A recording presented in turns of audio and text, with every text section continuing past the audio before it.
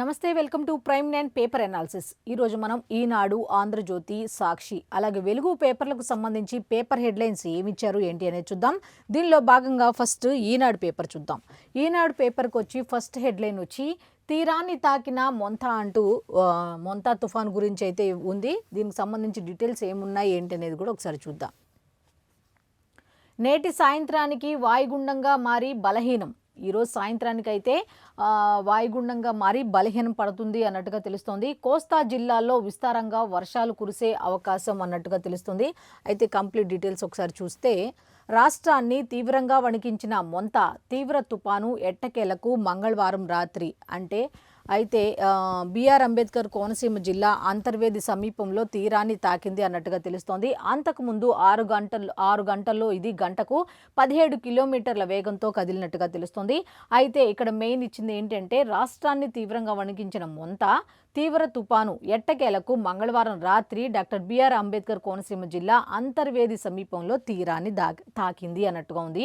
అయితే తీరం దాటే ప్రక్రియ దాదాపు 3 నుంచి 4 గంటల పాటు కొనసాగింది. మొంతా దాదాపు 18 గంటల పాటు తీవ్ర తుపానుగా కొనసాగింది అన్నట్టుగా తెలుస్తోంది. అయితే తీరం దాటే సమయంలో మచిలీపట్నం పరిసరాల్లో గరిష్టంగా గంటకు 82 కిలోమీటర్ల వేగంతో ఈదురుగాలులు వీచినట్లు వాతావరణ శాఖ అధికారులు తెలిపారు. తీరం దాటిన తర్వాత ఈ రోజు ఉదయానికి తుపానుగా, సాయంత్రానికి వాయుగుండంగా బలహీనపడుతుందని అంచనా. అయితే మచిలీపట్నం, విశాఖలోని డాప్లర్ వెదర్ రాడర్లు, ఆటోమేటిక్ వెదర్ స్టేషన్ల ద్వారా అధికారులు పరిస్థితిని ఎప్పటికప్పుడు సమీక్షిస్తున్నట్టుగా తెలుస్తోంది. తీర ప్రాంతాల్లో అలలు ఉవ్వెత్తున ఎగసిపడుతున్నాయి అన్నట్టుగా అయితే కంప్లీట్ డీటెయిల్స్ అయితే ఇలా ఇచ్చారు. అయితే ఇలా బలహీనపడే సమయంలో కూడా, అంటే తీరాన్ని తాకింది కాబట్టి సాయంత్రాన్ని కూడా బలహీనపడే అవకాశం ఉందంటున్నారు. కాబట్టి ఈరోజు ఎలా ఉండబోతుంది ఏంటి అనేది కూడా ఇచ్చారు. ఒకసారి చూద్దాం. బుధవారం అంటే ఈరోజు శ్రీకాకుళం, పార్వతీపురం, మన్యం, విజయనగరం, విశాఖపట్నం, అల్లూరి సీతారామరాజు, అనకాపల్లి, ఏలూరు, ఎన్టీఆర్, కృష్ణా, గుంటూరు, పల్నాడు, బాపట్ల, నంద్యాల జిల్లాలో భారీ నుంచి అతి భారీ వర్షాలు కురిసే అవకాశం ఉందని అమరావతి వాతావరణ కేంద్రం తెలిపింది. అలాగే కాకినాడ, డాక్టర్ బిఆర్ అంబేద్కర్ కోనసీమ, తూర్పుగోదావరి, పశ్చిమ గోదావరి, ప్రకాశం, కడప, కర్నూలు, అట్లాగే అనంతపురం జిల్లాలతో పాటు ఇంకా ఏ జిల్లాల్లో ఎంతెంత వర్షం నమోదు కాబోతోంది ఏంటి అనేది కూడా కంప్లీట్ డీటెయిల్స్ అయితే లోపల పేజీల్లో పేజ్ నెంబర్ 5లో ఉన్నాయి. నెక్స్ట్ ఇంకా ఏమున్నాయి ఏంటి అనేది చూద్దాం. అంతర్వేది సమీపంలో భూభాగంపైకి తీవ్ర తుపాను. లోతట్టు ప్రాంతాల ప్రజలు అప్రమత్తం చెయ్యండి అంటూ సీఎం చంద్రబాబు నాయుడు గారు అయితే నిన్న సమీక్ష నిర్వహించారు. ఈ సమీక్షలో కొన్ని రకాల ఆదేశాలు అయితే అధికారులకు సూచించడం జరిగింది. కొన్ని రకాల విషయాల మీద అయితే దిశానిర్దేశం చేయడం జరిగింది. అవి ఏంటి అంటే, పడిపోయిన చెట్లు, టవర్లను డ్రోన్లతో గుర్తించి పునరుద్ధరించండి. ఎప్పటికప్పుడు అది క్లీన్ చేయాల్సిందే. నెక్స్ట్, తుఫాను సహాయ చర్యలపై సీఎం చంద్రబాబు ఉప ముఖ్యమంత్రి పవన్ కళ్యాణ్తో కలిసి ఆర్టీజీఎస్లో సమీక్ష అంటూ వార్తుంది. అయితే డీటెయిల్స్ కూడా ఒకసారి మనం చూద్దాం. 2 రోజులుగా రాష్ట్రంలో కురుస్తున్న భారీ వర్షాలకు ఎక్కడెక్కడ ఎంత ప్రాంతం నీట మునిగింది, ఏ వాగులు పొంగే ప్రమాదం ఉందో అంచనా వేసి లోతట్టు ప్రాంతాల ప్రజల్ని అప్రమత్తం చేయాలని ముఖ్యమంత్రి చంద్రబాబు నాయుడు అధికారులను ఆదేశించారు. ఇప్పుడు దాకా అయితే జలాశయాల్లోకి ఈ తుఫాను వల్ల వరద నీరు వచ్చి చేరుతూ ఉంటుంది కదా, ఈ నీరంతా. అయితే ఎక్కడెక్కడ ఏ ప్రాంతాలు ముంపుకి గురి కాబోతున్నాయి, ఏ విధంగా వాటర్ ప్రవాహం ఉండబోతుంది అనేది ముందుగానే గుర్తించి ఆ లోతట్టు ప్రాంతాల ప్రజలని అప్రమత్తం చేయండి, పునరావాస కేంద్రాలకు తరలించండి అని చెప్పడం జరిగింది. అయితే నెక్స్ట్, గ్రామ వార్డు సచివాలయాల నుంచి సమాచారం తెప్పించుకొని విశ్లేషించుకోవాలని చెప్పారు. అసలు ఏం జరుగుతుంది ఏంటి అనే దాని మీద ఒక సమాచారాన్ని అయితే తెప్పించుకోండి. దాని మీద ఏం చేయాలి ఏంటి, ఎలా విశ్లేషించాలి ఏంటి అనేది మీలో మీరు డిస్కస్ చేయండి. చెట్లు, టవర్లు, హోర్డింగ్లు పడిపోయిన ప్రాంతాల్ని డ్రోన్ల సహాయ చర్యలపై చెట్లు, టవర్లు అట్లాగే హోర్డింగ్లు పడిపోయిన ప్రాంతాలని డ్రోన్ల ద్వారా గుర్తించి తక్షణమే పునరుద్ధరణ చర్యలు చేపట్టాలని సూచించారు. అయితే ఈ చెట్లు కానీ, టవర్లు కానీ, హోర్డింగ్లు కానీ ఎక్కడైనా పడిపోతే ఎక్కడ పడిపోయాయి ఏంటి అనే దాన్ని గుర్తించి అక్కడికి వెళ్ళి మీరు వెంటనే పునరుద్ధరణ చర్యలు చేపట్టాలని ఆదేశించినట్టుగా తెలుస్తోంది. నెక్స్ట్, తుఫాను సహాయ చర్యలపై మంగళవారం సచివాలయంలోని ఆర్టీజీఎస్లో సీఎం ఉప ముఖ్యమంత్రి పవన్ కళ్యాణ్తో కలిసి సమీక్షించారు. అట్లాగే పశ్చిమ గోదావరి జిల్లాలో ఎర్ర కాలువకు ఎగువ నుంచి అకస్మాత్తుగా వరద ప్రవాహం వచ్చే అవకాశం ఉందని లోతట్టు ప్రాంతాల ప్రజల్ని అప్రమత్తం చేయడంతో పాటు సహాయ చర్యలకు అధికార యంత్రాంగం సిద్ధంగా ఉండాలని ఆదేశించారు. కోనసీమ, ప్రకాశం, అట్లాగే నంద్యాల, వైఎస్ఆర్ కడప, తూర్పుగోదావరి జిల్లాలో పంట నీట మునిగిందని అధికారులు వివరించారు. అయితే కొన్ని జిల్లాల్లో అయితే పంటలైతే చేతి దాకా వచ్చిన పంటలైతే నీట మునిగినట్టుగా తెలుస్తుంది. ఏ జిల్లాలు అంటే కోనసీమ, ప్రకాశం, వైఎస్ఆర్ కడప, నంద్యాల, తూర్పుగోదావరి జిల్లాల్లో పంట నీట మునిగిందని అధికారులు అయితే సీఎం దృష్టికి తీసుకురావడం జరిగింది. నెక్స్ట్ దీనికి సంబంధించి ఈ సమీక్ష ఈ సీఎం కానీ డిప్యూటీ సీఎం కానీ సమీక్ష నిర్వహించి కొన్ని రకాల విషయాల మీద దిశానిర్దేశం చేయడం జరిగింది. అయితే కంప్లీట్ డీటెయిల్స్ అన్నీ కూడా ఇంకా ఏమైనా కావాలి అనుకుంటే పేజ్ నెంబర్ 5లో ఉన్నాయి. నెక్స్ట్ ఇంకా ఉంది దీనికి సంబంధించి ముంతా తుఫానుకు సంబంధించి. పంజాబ్ విసిరిన తుఫాను, పలు జిల్లాల్లో అలజడి, విరిగిపడిన చెట్లు, విద్యుత్ స్తంభాలు. 1204 పునరావాస కేంద్రాలకు 75,802 మంది తరలింపు. 4.4 లక్షల ఎకరాల్లో ఉద్యాన వ్యవసాయ పంటలకు దెబ్బ, జాతీయ రహదారులపై వాహనాల నిలిపివేత అంటూ కంప్లీట్ డీటెయిల్స్. అయితే ఎక్కడెక్కడ చెట్లు విరిగిపడినాయి, విద్యుత్ స్తంభాలు ఏంటి, అలాగే 1204 పునరావాస కేంద్రాలు అయితే ఏర్పాటు చేశారు. దీనికి సంబంధించి 75,802 మందిని ఆ పునరావాస కేంద్రాలకు తరలించినట్టుగా తెలుస్తోంది. అయితే 4.4 లక్షల ఎకరాల్లో ఉద్యాన వ్యవసాయ పంటలకు అయితే నష్టం జరిగినట్టుగా వీళ్ళు చెప్పడం జరిగింది. అయితే జాతీయ రహదారులపై కూడా వాహనాలను ఎక్కడికక్కడ నిలిపివేశారు అన్నట్టుగా తెలుస్తుంది.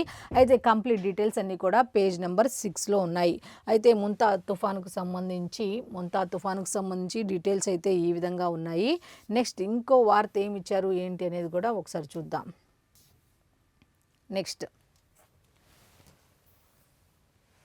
మార్కాపురం జిల్లా ఏర్పాటు ఆ ప్రాంత ప్రజల చిరకాల వాంఛ అంటూ మార్కాపురానికి సంబంధించి దాన్ని జిల్లాగా ఏర్పాటు చేయబోతున్నారు. అయితే ఆ ప్రాంత ప్రజల చిరకాల కళ ఏంటి అంటే ఆ ప్రాంతాన్ని మార్కాపురం జిల్లానికి సంబంధించి జిల్లాగా చెయ్యాలి దాన్ని, ఆ ప్రాంతాన్ని అనేది ఆ ప్రాంత ప్రజలు ఎప్పటి నుంచో అనుకుంటున్నారట. దీనికి సంబంధించి ఒకసారి చూద్దాం డీటెయిల్స్ ఏమి ఇచ్చారు ఏంటి అనేది. మరో 2 కొత్త జిల్లాలు అన్నట్టుగా తెలుస్తుంది. ఏమిటి అనేది ఒకసారి చూద్దాం. వైఎస్ఆర్ కాంగ్రెస్ పార్టీ హయాంలో అశాస్త్రీయంగా జిల్లాల విభజన. నెక్స్ట్ నియోజకవర్గాల పునర్విభజనను పరిగణలోకి తీసుకోవాలి. మంత్రివర్గ ఉపసంఘం భేటీలో చంద్రబాబు సూచన. జిల్లాల విభజన అనేది వైఎస్ఆర్ కాంగ్రెస్ పార్టీ హయాంలో సరిగ్గా జరగలేదు అన్నారు, కానీ అసలు ఏం చేయలేదు, ఏం పట్టించుకోలేదు అన్నారు. అయితే ఈ విభజన ఎలా జరగాలి అంటే నియోజకవర్గాల పునర్విభజనను పరిగణలోకి తీసుకోవాలి. నియోజకవర్గాలను కూడా విభజిస్తూ ఉంటారు కదా, దాన్ని కూడా పరిగణలోకి తీసుకొని చెయ్యాలి అంటూ నిన్న నిర్వహించిన మంత్రివర్గ ఉపసంఘం భేటీలో సీఎం చంద్రబాబు నాయుడు గారు కొన్ని సూచనలు ఇవ్వడం జరిగింది. అవేంటి అనేది ఒకసారి చూద్దాం.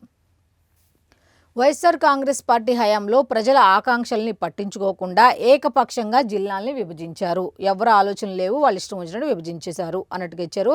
అప్పటి అనాలోచిత నిర్ణయమే ప్రాంతీయ విభేదాలకు కారణమైంది. ఆ మధ్య గొడవలు కూడా అయినాయి కాబట్టి ఆ సమస్యల్ని సరిదిద్ది కొత్త ఇబ్బందులు తలెత్తకుండా చూసుకోవాలి. అటువంటి సమస్యలు ఎప్పుడైతే వైఎస్ఆర్ కాంగ్రెస్ పార్టీ హయాంలో కొత్త జిల్లాలు అన్నప్పుడు డాక్టర్ బిఆర్ అంబేద్కర్ కోనసీమ జిల్లాకు సంబంధించి కొన్ని ఇష్యూస్ జరిగినాయి కదా, అట్లాంటివి మళ్ళీ ఇప్పుడు పునరావృతం కాకుండా స్టెప్ బై స్టెప్ ఆలోచించుకొని ముందు అడుగు వేయాలి అన్నట్టుగా, అటువంటి పునరావృతం కాకుండా అన్నట్టుగా సీఎం చంద్రబాబు నాయుడు గారు మంత్రివర్గ ఉపసంఘం భేటీలో నిన్న సూచించడం జరిగింది.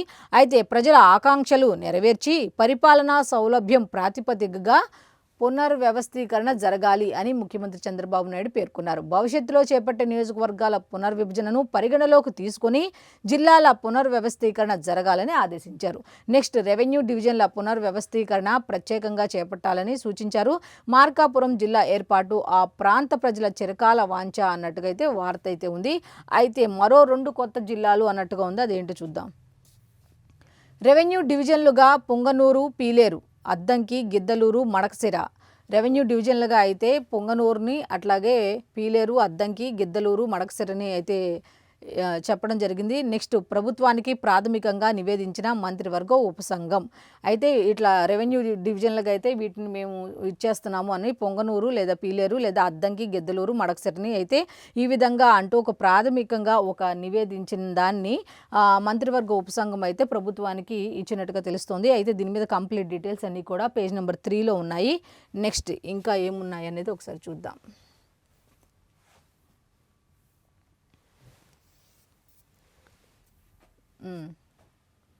ఫ్లాష్ తీరం దాటిన తుఫాను అన్నట్టుగా ఉంది.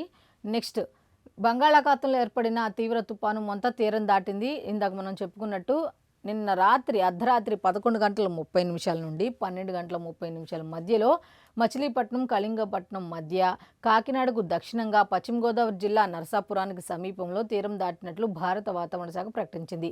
తీరం దాటినప్పటికీ మొంత ఇంకా తీవ్ర తుఫానుగానే కొనసాగుతుంది. నేటి మధ్యాహ్నానికి తుఫానుగా బలహీనపడుతుంది. మధ్యాహ్నానికేమో తుఫానుగా బలహీనపడుతుంది, సాయంత్రానికైతే వాయుగుండంగా బలహీనపడుతుంది అన్నట్టుగా ఉంది. అయితే తుఫానుకు సంబంధించి ఆ విధంగా ఉంది కదా. నెక్స్ట్ ఇంకో వార్త కూడా ఉంది, అది ఏమిటి అనేది ఒకసారి చూద్దాం. కేంద్ర ఉద్యోగులకు తీపి కబురు అంటే ఇంకొక వార్త అయితే ఉంది, అది ఏంటి అనేది ఒకసారి చూద్దాం. 8వ వేతన సవరణ సంఘం విధి విధానాలకు క్యాబినెట్ ఆమోదం. 8వ వేతన సవరణ సంఘం విధి విధానాలకు క్యాబినెట్ అయితే నిన్న జరిగిన క్యాబినెట్ సమావేశంలో అయితే ఆమోదం తెలిపినట్టుగా తెలుస్తోంది. కమిషన్కు జస్టిస్ రంజనా ప్రకాష్ దేశాయ్ సారథ్యం. ఆ కమిషన్కు సంబంధించి జస్టిస్ రంజనా ప్రకాష్ దేశాయ్ సారథ్యం అంటూ తుది నివేదిక సమర్పణకు 18 నెలల గడువట. 2026 జనవరి 1 నుంచి అమల్లోకి రానున్న సిఫారసులు 50 లక్షల మంది ఉద్యోగులు, 69 లక్షల మంది పింఛనుదారులకు లబ్ధి అంటూ ఇంకొక వార్త అయితే ఉంది. అయితే దీనికి సంబంధించి కంప్లీట్ డీటెయిల్స్ అన్నీ కూడా లోపల పేజీల్లో ఉన్నాయి. నెక్స్ట్ ఇంకొక వార్త అయితే ఉంది, పోషకాహార లోపం వల్ల ఏం జరుగుతుంది ఏంటి అనే దాని మీద ఇంకొక వార్త అయితే ఉంది. దాన్ని కూడా అసలు ఏంటి అనేది చూద్దాం. కాపాడుకుందాం పసివారి ప్రాణం అన్నట్టుగా ఒక వార్త ఏంటంటే పోషకాహార లోపం అనేది పిల్లల మీద ఎఫెక్ట్ ఎక్కువగా చూపిస్తుంది అన్నట్టుగా ఉంది. పోషకాహార లోపమే వ్యాధులకు ప్రధాన కారణం. చిల్డ్రన్స్ ఇన్ ఇండియా 2025 నివేదికలో వెల్లడి అన్నట్టుగా ఉంది. పసిపిల్లల ఆరోగ్యాన్ని అత్యంత జాగ్రత్తగా చూసుకోవాలి, మొదటి 6 ఏళ్లలోపు వారి శారీరక, మానసిక, సామాజిక ఎదుగుదలపై దృష్టి పెట్టాలి అంటూ ఒక వార్త అయితే ఉంది. అయితే పోషకాహార లోపంతో పిల్లలకు ప్రోటీన్లు, విటమిన్లు, మినరల్స్ తగినంతగా అందట్లేదు, వాటిని తగినంతగా అందించాలి. అయితే తల్లిపాలే పరమ ఔషధం. చాలామంది ఏంటంటే పాలు పట్టాలి, అదే పరమ ఔషధం పిల్లలకి ఆరోగ్యం అన్నట్టుగా. అయితే అయోడైజ్డ్ ఉప్పును కూడా వాడాలి, సూక్ష్మ పోషకాలు అవసరం, అట్లాగే టీకాలతో రక్షణ అన్నట్టుగా ఒక వార్త అయితే ఉంది పోషకాహారకు సంబంధించి. అయితే కంప్లీట్ డీటెయిల్స్ అన్నీ కూడా లోపల పేజీలో ఉన్నాయి. అయితే లాస్ట్ ఈనాడు పేపర్కి సంబంధించి విమానంలో ప్రయాణికులపై ఫోర్కుతో తెలుగు విద్యార్థి దాడి. విమానంలో ప్రయాణిస్తూ ప్రయాణికులపై ఒక తెలుగు విద్యార్థి దాడి చేశారట. ఏమిటి అనేది ఒకసారి చూస్తే, తెలుగువాడైన ఓ విద్యార్థి విమానంలో సహ ప్రయాణికులపై ఫోర్కుతో దాడికి పాల్పడ్డాడు. ప్రవీణ్ కుమార్ ఉసిరిపల్లి ఈ నెల 25న చికాగో నుంచి జర్మనీకి విమానంలో ప్రయాణించాడు. ఆ సమయంలో 17 ఏళ్ల వయసున్న ఇద్దరిపై లోహపు ఫోర్కుతో దాడి చేశాడు అన్నట్టుగా ఉంది. అయితే దీనికి సంబంధించి ఎందుకు చేశాడు ఏంటి అనేది మాత్రం కంప్లీట్ డీటెయిల్స్ అన్నీ కూడా పేజ్ నెంబర్ 2లో ఉన్నాయి. అయితే ఈనాడుకు సంబంధించి ఈ విధంగా పేపర్ హెడ్లైన్స్ ఉన్నాయి. నెక్స్ట్ సాక్షిలో ఏమి ఇచ్చారు అనేది ఒకసారి చూద్దాం. ఇక సాక్షి ఈ మొంతా తుఫాను గురించి ఇచ్చారు. శాంతించిన మొంతా అంటూ హెడ్లైన్ పెట్టి ఇచ్చారు. అయితే డీటెయిల్స్ ఏ విధంగా ఇచ్చారు ఏంటి అనేది కూడా ఒకసారి చూద్దాం. నరసాపురం సమీపంలో అర్ధరాత్రి 1 గంటకు తీరం దాటిన పెను తుఫాను. తీరం దాటే సమయంలో మోస్తరు ప్రభావం, సైక్లోన్ ఐలో విండ్ షీర్ ఏర్పడటమే కారణం. అందువల్లే చెల్లాచెదురైన వర్షాలు. అయితే అనుకున్న మేర వర్షాలు అయితే ప్రభావం లేదు అన్నట్టుగా అయితే ఇచ్చారు. అయితే ఎందుకు అంత అనుకున్న రేంజ్లో లేదు అనే దానికి కూడా కారణం ఇచ్చారు. సైక్లోన్ ఐలో విండ్ షీర్ ఏర్పడటమే కారణమట. తీరం దాటిన ప్రాంతంలో గాలులతో కూడిన మోస్తరు వర్షాలు, గంటకు 110 కిలోమీటర్ల వేగంతో గాలులు, అత్యంత భారీ వర్షాలని అంచనా. కానీ మామూలుగా అయితే 110 కిలోమీటర్ల వేగంతో గాలులు, అత్యంత భారీ వర్షాలు కురుస్తాయని మొదట అంచనా అయితే వేశారు. కానీ ఈ విండ్ షీర్ కారణంగా దాదాపు తగ్గిన మొంతా ప్రభావం బుధవారం సాయంత్రంతో తగ్గుముఖం పట్టే అవకాశం, స్తంభించిన వాయు, రైలు, రోడ్డు రవాణా అంటూ అయితే దీనికి సంబంధించి కంప్లీట్ డీటెయిల్స్ అయితే పేజ్ నెంబర్ 2లో ఉన్నాయి. నెక్స్ట్ ఇంకా ఏమున్నాయి ఏంటి అనేది ఒకసారి చూద్దాం. తల్లడిల్లిన తీరం, వర్షాలు తీర ప్రాంత నియోజకవర్గాల్లోనే ఎక్కువ. గాలులు అంత తీవ్రంగా లేకపోవడంతో ఊపిరి పీల్చుకున్న ప్రజలు. అనుకున్నంత మేర అది విధ్వంసం సృష్టించేలాగా 110 కిలోమీటర్ల వేగంతో గాలులు వీస్తాయి అని అనుకున్నారు కానీ అంతైతే రాలేదు. కాబట్టి ఈ తీర ప్రాంత ప్రజలైతే కొంచెం ఊపిరి పీల్చుకున్నారు అన్నట్టుగా వీళ్ళైతే ఇచ్చారు. అయితే నెక్స్ట్ ధాన్యం రైతు గుండెల్లో గుబులు అన్నట్టుగా ఉంది. అయితే 4.4 లక్షల ఎకరాల్లో ఉద్యాన పంటలకి కొన్ని రకాల పంటలకి నష్టం వాటిల్లినట్టుగా తెలుస్తోంది. కోత దశకు చేరుకున్న పంటపై దిగులు. ఈదురు గాలులతో నేల కొరుగుతున్న పైరు. ఉమ్మడి ఉభయ గోదావరి, కృష్ణా, గుంటూరు జిల్లాల్లో తీవ్ర ప్రభావం అన్నట్టుగా రైతులు ఎంత మేర పంట నష్టపోయారు ఏంటి అనేది అయితే రైతులు ధాన్యానికి సంబంధించి ధాన్యం రైతులు గుండెల్లో అయితే ఒక రకమైన గుబులు ఉంది. ఈ మొంతా తుఫాను వల్ల మాత్రం వాళ్ళకి ఎక్కువగా ప్రభావం చూపింది అన్నట్టుగా ఉంది. అయితే నెక్స్ట్ ఈ మొంతా తుఫానుకు సంబంధించి వైసీపీ అధ్యక్షులు జగన్మోహన్ రెడ్డి గారు ఏమన్నారో అనేది కూడా ఒకసారి చూద్దాం. తుఫాను ప్రభావిత ప్రాంతాల్లో ప్రజలు అప్రమత్తంగా ఉండాలి. ప్రజలకు వైఎస్ఆర్సీపీ శ్రేణులు తోడుగా నిలవాలి. వైఎస్ఆర్సీపీ అధినేత వైఎస్ జగన్ పిలుపు. పాప ఆయన పిలుపునిచ్చారు కానీ ఎక్కడా కనపడినట్టుగా ఎక్కడ కనపడట్లేదు. పాప ఆయన పిలుపుని లెక్క చేసి ఉంటే బాగుండేదని చాలామంది చెప్పుకుంటున్నమాట. అయితే కంప్లీట్ డీటెయిల్స్ అన్నీ కూడా పేజ్ నెంబర్ 2లో ఉన్నారు. బహుశా ఆయన ప్రతిదానికి కూడా మామూలుగా జనరల్గానే పిలుపునిస్తూ ఉంటారు కదా. ఆ మధ్య యూరియా కొరత వచ్చినప్పుడు పిలుపునిచ్చారు. అలాగే పీపీపీ విధానంలో కాలేజీలను మెడికల్ కాలేజీలను ప్రైవేట్ పరం చేసేటప్పుడు పిలుపునిచ్చారు. ఆయన ఏం పాల్గొనలేదు. అట్లాగే ఇది కూడా జనరల్గా ఇచ్చారులే అనుకున్నారు ఏమో తెలియదు కానీ ఎక్కడ అయితే ఎవరు కనపడినట్టుగా అంత పెద్ద వార్తలు ఎక్కడైతే రాలా.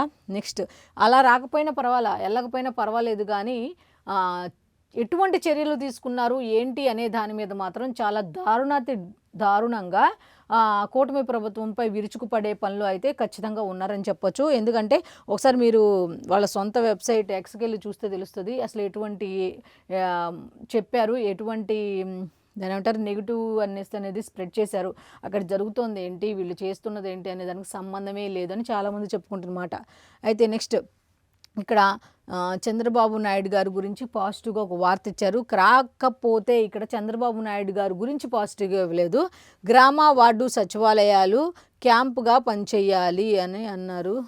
సచివాలయాల వద్ద 3000 జనరేటర్ల ఏర్పాటు, పంట నష్టంపై అంచనాలు రూపొందించాలి ముఖ్యమంత్రి చంద్రబాబు. అంటే ఇక్కడ గ్రామ వార్డు సచివాలయాలను నేను తీసుకొచ్చాను, దాని ద్వారానే చంద్రబాబు నాయుడు ఇదంతా మంచిగా చేస్తున్నారు, నేను తీసుకొచ్చిన సిస్టాన్నే చంద్రబాబు నాయుడు గారు ఉపయోగించుకుంటున్నారు అనేది మనందరికి తెలియాలన్న ఉద్దేశంతో ఇచ్చినట్టుగా ఉంది ఈ వార్త. మామూలుగా అయితే ఇంత పాజిటివ్గా అయితే సాక్షి పేపర్లో రాదు కాబట్టి అయితే దీనికి సంబంధించి కంప్లీట్ డీటెయిల్స్ అన్నీ కూడా పేజ్ నెంబర్ 3లో ఉన్నాయి. నెక్స్ట్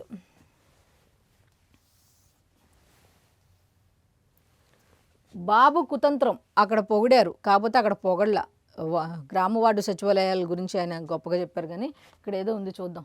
బాబు కుతంత్రం, ప్రభుత్వ వైద్య కళాశాలలు నిర్మిస్తున్న వెనుకబడిన చిన్న రాష్ట్రాలు అన్నట్టు ఒక వార్త అయితే ఉంది. దీనికి సంబంధించి సబ్ హెడ్లైన్స్ ఏమి ఇచ్చారు ఏంటనేది చూద్దాం. 1300 కోట్లతో 4 కళాశాలలు నిర్మిస్తున్న ఛత్తీస్గఢ్ ప్రభుత్వం. ఆ రాష్ట్రం కంటే మెరుగైన స్థితిలో ఉన్న ఏపీలో మాత్రం వైద్య కళాశాలలు ప్రైవేటు పరం. 5000 కోట్లు ఖర్చు కూడా చేయలేనంటూ ప్రైవేటుకు కట్టబెడుతున్న బాబు. ఛత్తీస్గఢ్తో పోల్చారు. వైద్య కళాశాలలు వస్తే వాటికి అనుబంధంగా మల్టీ స్పెషాలిటీ ఆసుపత్రులు కూడా వస్తాయి. కాకపోతే ఛత్తీస్గఢ్లో అంతకుముందు వైఎస్ఆర్ కాంగ్రెస్ పార్టీ ప్రభుత్వం లేదు కదా. అంతకుముందు గత ప్రభుత్వం ఎవరున్నారో అన్ని అప్పులు చేసి ఉంటారేమో బహుశా, అందుకని వాళ్ళైతే నిర్మిస్తున్నారేమో, వాళ్ళ ఆర్థిక పరిస్థితి బాగుందేమో ఆ ఉద్దేశంతో వాళ్ళు నిర్మిస్తున్నారేమో తెలియదు కానీ అయితే వైద్య కళాశాలలు వస్తే వాటికి అనుబంధంగా మల్టీ స్పెషాలిటీ ఆసుపత్రులు కూడా వస్తాయి. తద్వారా పేద ప్రజలకు ఉచితంగా నాణ్యమైన వైద్య సేవలు లభిస్తాయి. కానీ చంద్రబాబు ఈ అవకాశాన్ని కాలరాయడంపై నిపుణుల విస్మయం అంటూ ఒక వార్త అయింది. ఆ నిపుణులు ఎవరై ఉంటారు అనేది తెలియదు కానీ అయితే కంప్లీట్ డీటెయిల్స్ అయితే దీనికి సంబంధించి పేజ్ నెంబర్ 14లో ఉన్నాయి. నెక్స్ట్ ఇందాక నేను చెప్పాను కదా ఒక వార్త, అదనమాట ఇది. తుఫాను సహాయక చర్యల్లో సచివాలయాలే కీలకం. అసలు ఎవ్వరు ఏం చేయలే, మొత్తం అసలు ఈ సచివాలయాల ద్వారానే మొత్తం సహాయక చర్యలన్నీ కూడా ఈ సచివాలయాల వల్లే జరిగినాయి. అసలు సచివాలయాలు లేకపోతే అసలు ముంతా తుఫాను ఆంధ్రప్రదేశ్ మొత్తం ఊడ్చేసి వెళ్ళిపోయేది అన్నట్టుగా ఇచ్చారనమాట. అసలు ఏమన్నారు ఏంటనేది చూద్దాం. తుఫాను సమాచారం ప్రజలకు చేరవేస్తున్నది గ్రామ వార్డు సచివాలయాల సిబ్బందే, మిగతా వాళ్ళు ఎవ్వరు ఏమీ చేయలా. సచివాలయాల పరిధిలో 3 షిఫ్టుల్లో పనిచేస్తున్న ఉద్యోగులు, వాళ్ళు పనిచేస్తున్న మాట వాస్తవమే కాదని ఎవరూ చెప్పట్లా. ప్రభుత్వం నుంచి అందిన సమాచారం గ్రామంలో యాక్టివ్గా ఉండే యువతకు వాట్సాప్ రూపంలో చేరవేత. అది ఎవరు చెప్తే చేరవేస్తున్నారు, ఎవరి ఆధీనంలో వాళ్ళు వర్క్ చేస్తున్నారు, పై అథారిటీ వాళ్ళు అధికారులు మంచిగా పనిచేస్తేనే కదా వీళ్ళు కూడా పనిచేయటానికి, వీళ్ళ ఓన్ డెసిషన్ తీసుకోవటానికి లేదు కదా అనేది మాత్రం ఇక్కడ ఇవ్వాల. నెక్స్ట్, క్షేత్రస్థాయి తుపాను పరిస్థితులపై 2 రకాల ఫార్మేట్లో ప్రభుత్వానికి నివేదికలు అందజేసిన సిబ్బంది. ఈ సిబ్బంది కూడా అండర్ ట్రైనింగ్ వైఎస్ఆర్సీపీలో మేము ఇచ్చింది ఆ ట్రైనింగ్ అన్నట్టుగా చెప్పుకుంటున్నట్టుగా ఉంది. అయితే ఇంకా ఈ సచివాలయాల గురించి ఏం చెప్పారు ఏంటి, ఏం రాశారు ఏంటి అని గొప్పతనం మీరు తెలుసుకోవాలి అంటే మాత్రం పేజ్ నెంబర్ 3లో కంప్లీట్ డీటెయిల్స్ అయితే ఉన్నాయి. నెక్స్ట్ ఇంకొకటి ఉంది, జనకోటి త్రికరణ శుద్ధి రణం ఏంటో మరి, గళమెత్తిన సంతకం. నెక్స్ట్ దీని గురించి అనమాట, మెడికల్ కాలేజీల ప్రైవేటీకరణపై ప్రజా ఉద్యమం ఊపందుకున్న కోటి సంతకాల సేకరణ. కోటి సంతకాల సేకరణ అన్నారు కానీ ప్లేస్ ఇవ్వలేదు జగన్మోహన్ రెడ్డి గారు. కోటి సంతకాల సేకరణ అనేది ఎక్కడ, ఈ పీపీపీ విధానం అనేది ఆంధ్రప్రదేశ్లో కదా. కానీ చాలామంది ఏం చేస్తున్నారంటే, ముఖ్యంగా పేరు చెప్పచ్చో లేదో నాకు తెలియదు కానీ కొంతమంది అయితే ఇక్కడ హైదరాబాద్లో కూడా కోటి సంతకాల సేకరణ చేస్తున్నట్టుగా తెలుస్తోంది. మరి ఎక్కడ ఆంధ్ర వాళ్ళు ఉంటే అక్కడికి వెళ్ళి కోటి సంతకాల సేకరణ చెయ్యాలా, లేకపోతే ఆంధ్రప్రదేశ్లో ఉన్న వాళ్ళ దగ్గరికి వెళ్ళి కోటి సంతకాల సేకరణ చెయ్యాలా అనేది మాకు మా జగనన్న చెప్పలేదు అన్న ఉద్దేశంతో వాళ్ళు పొరుగు రాష్ట్రాలకు కూడా వెళ్ళి ఈ కోటి సంతకాల సేకరణ చేస్తున్నారు అన్నట్టుగా తెలుస్తోంది. వాస్తవాలు అయితే మనకు తెలీదు కానీ హైదరాబాద్లో మొన్నైతే కోటి సంతకాల సేకరణ అనే కార్యక్రమం పెట్టారు. దాని మీద రాష్ట్ర అధికార ప్రతినిధి గారు కూడా మాట్లాడారు. అయితే కంప్లీట్ డీటెయిల్స్ ఇంకా ఏమున్నాయంటే, రాష్ట్ర వ్యాప్తంగా వైఎస్ఆర్సీపీ ఆధ్వర్యంలో రచ్చబండ కార్యక్రమం. ఇప్పుడు దాకా జరిగిన రచ్చ సరిపోలా, మళ్ళీ కొత్తగా రాష్ట్ర వ్యాప్తంగా వైఎస్ఆర్సీపీ ఆధ్వర్యంలో రచ్చబండ కార్యక్రమం. ఇది కేవలం సంతకం కాదు, కోటి గుండెల నిరసన అంటూ గర్జన. ఈ మరి గర్జనలో జగనన్న పాల్గొంటారా లేదా అన్నది తెలీదు, లోపల పేజీల్లో ఏమైనా ఇచ్చారో లేదో తెలియదు కానీ బయట అయితే ఏమి ఇవ్వలా. అయితే కంప్లీట్ డీటెయిల్స్ అన్నీ కూడా పేజ్ నెంబర్ 10లో ఉన్నాయి. నెక్స్ట్, 8వ వేతన కమిషన్కు ఆమోదం అంటూ ఒక వార్త అయితే ఉంది. 18 నెలల్లోగా సిఫార్సులను సమర్పించనున్న కమిషన్. వేతన కమిషన్తో 1.19 కోట్ల మంది ఉద్యోగులు, పెన్షనర్లకు లబ్ధి. 2025-26 రబీ సీజన్లో ఎరువులపై 37,952 కోట్ల సబ్సిడీ అంటూ ఒక వార్త అయితే ఉంది. కేంద్ర మంత్రివర్గ సమావేశంలో కొన్ని నిర్ణయాలు అయితే తీసుకున్నారు. దాంట్లో 8వ వేతన కమిషన్కు ఆమోదం. ఆ కమిషన్కు ఎవరు లీడర్గా ఉన్నారు ఏంటి అనేది కూడా ఇచ్చారు. కమిషన్ చైర్పర్సన్గా మాజీ న్యాయమూర్తి జస్టిస్ రంజన్ ప్రకాష్ దేశాయ్ అన్నట్టుగా వార్త ఇచ్చారు. అయితే దీనికి సంబంధించి కంప్లీట్ డీటెయిల్స్ అన్నీ కూడా పేజ్ నెంబర్ 6లో ఉన్నాయి. నెక్స్ట్ ఇంకొకటి ఉంది, నా చావుకు కారణం టీడీపీ నేతలే అంటూ ఎవరో చెప్పారట. ఎందుకు చెప్పారు ఏంటి అనేది చూద్దాం. ఈ పూరి శేషమ్మ అంట, ఒకసారి చూద్దాం. కాల్మని ఆగడాలకు బలైన కాపు మహిళ, ఇది మొదలెట్టారు. ఇంకా కాపు మహిళ అట. కాల్మని తీసుకున్న వాళ్ళు బాగానే ఉన్నారు, మళ్ళీ తీసుకొచ్చారు. ఇంక 24 గంటలు ఈ కులాలు మతాలు ఈ చిచ్చు రాపడమే సరిపోతుంది జీవితం అంతా. నా చావుకు కారణం టీడీపీ నేతలే, కాల్మని ఆగడాలకు బలైన కాపు మహిళ. టీడీపీ నేతల టార్చర్ తట్టుకోలేకపోతున్నా 2 లక్షలు తీసుకొని 1.5 లక్షన్నర తిరిగి చెల్లించేశా. ఆయన రోజు ఇంటికొచ్చి గొడవ చేస్తున్నారు, చెల్లిస్తానన్నా వినడం లేదు, తీవ్రంగా వేధిస్తున్నారు. సెల్ఫీ వీడియో తీసుకుంటూ కాపు మహిళ బలవన్ మరణం. ప్రధాన నిందితుడు టీడీపీ మండల కన్వీనర్, గుంటూరు జిల్లా వెంగళాయపాలెంలో ఘటన అంటూ ఒక వార్త అయితే ఉంది. ఇది వాస్తవం అనేది తెలియదు. వాస్తవం అయితే మాత్రం చర్యలు తీసుకోవాల్సిందే. ఎందుకంటే ఇటువంటి ఏంటంటే వైఎస్ఆర్సీపీ వాళ్ళు చెప్పారా, టీడీపీ వాళ్ళు చెప్పారా, ఇంకెవరు చెప్పారా అనేది కాకుండా ఇటువంటి ఎంతవరకు వాస్తవం ఈ విధంగా జనంలోకి వెళుతుంది కాబట్టి దాన్ని ఖండించుకోవాల్సిన బాధ్యత అధికారులపై ఉంది. దీని మీద చర్యలు తీసుకోవాల్సిన బాధ్యత అధికారులపై ఉంది. సో ఇప్పుడు ఇది. నెక్స్ట్, ఆంధ్రజ్యోతికి సంబంధించి ఏమి ఇచ్చారు అనేది కూడా ఒక్కసారి చూస్తే, మొంతా తుఫాను గురించే ఇచ్చారు. ఫస్ట్ ఏమి ఇచ్చారు ఏంటి అనేది చూద్దాం. మొంతా భీపత్సం అంటూ ఇట్లా విజువల్స్ కూడా ఇచ్చారు, ఒకసారి చూద్దాం. గాలులు వర్షాలతో కుదిపేసిన తుఫాన్, అర్ధరాత్రి సమయానికి తీరం దాటిన ముప్పు. బందరు వద్ద 100 కిలోమీటర్ల వేగంతో గాలులు వీచినట్టుగా తెలుస్తోంది. అయితే పలు తీర గ్రామాల్లో అలుముకున్న చీకట్లు. ప్రభావిత ప్రాంతాల్లో కుప్పకూలిన వృక్షాలు. గోదావరి జిల్లాలో చెట్లు కూలి 2 మృతి. నెల్లూరు జిల్లాలో వాగులో ఒకరి గల్లంతు. అప్పటికి ఆ వాగుల దగ్గరికి, వంకల దగ్గరికి వెళ్ళొద్దు అంటూ ఎన్ని హెచ్చరికలు చేశారో. మరి ఆ వ్యక్తి ఎందుకు వెళ్ళాడో ఏమో. మరి పలు జిల్లాల్లో పంటలను ముంచిన తుఫాను. కావలిలో 22, ఉలవపాడులో 17 సెంటీమీటర్ల వర్షం అయితే నమోదైనట్టుగా తెలుస్తుంది. రాష్ట్రంలో నేడు కొనసాగనున్న భారీ వర్షాలు. తీరం దాటినప్పటికీ దాని ప్రభావం అయితే ఉంటుంది కాబట్టి రాష్ట్ర వ్యాప్తంగా వర్షాలు కురిసే అవకాశం ఉన్నట్టుగా తెలుస్తోంది. పలు జిల్లాలకు ఆకస్మిక వరదల హెచ్చరిక. పైనుంచి వర్షాలు తుఫాను వల్ల నదులు పొంగే అవకాశం ఉంది కాబట్టి వర్షం వల్ల అయితే వరద వచ్చే అవకాశం ఉందంటూ పలు జిల్లాలకు హెచ్చరికలు జారీ చేయడం జరిగింది. అలాగే పునరావాస కేంద్రాలకు 70,000 మందిని తరలించారట. వేగంగా విద్యుత్ సరఫరా పునరుద్ధరణ పనులు అంటుంది. అయితే తీరం దాటినా అప్రమత్తంగానే ఉండాలి అంటూ సీఎం ఆదేశించడం జరిగింది. దీనికి సంబంధించి 7 జిల్లాల్లో కల్లోలం. 7 జిల్లాల్లో అయితే ప్రభావం అయితే స్పష్టంగా కనిపిస్తున్నట్టుగా తెలుస్తుంది. తీవ్ర తుఫాన్ మొంతా బీభత్సం సృష్టించింది. హోరుగాలులు జోరు వానలతో వణికించింది. మంగళవారం అర్ధరాత్రి తర్వాత తీరం దాటింది.